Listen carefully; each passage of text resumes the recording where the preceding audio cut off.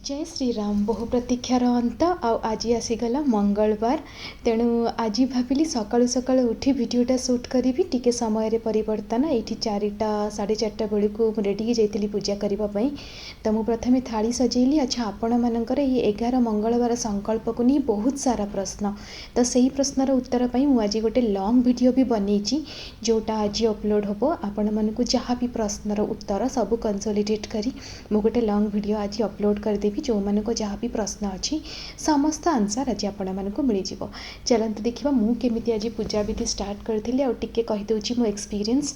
राति सारा मत जमारू निद है मनरे भय आमी सका उठिबी बोली मने मने भावुली।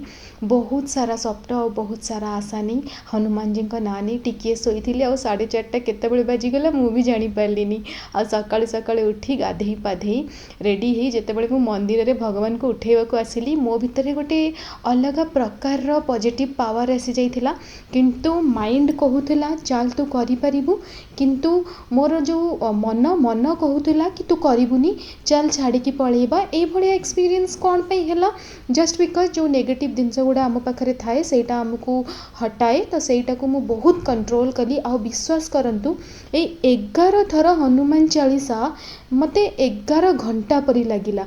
भाग्य को मुझे पूजाटी संपूर्ण करि पारली। आज निश्चिंत फुल वीडियो देखिए।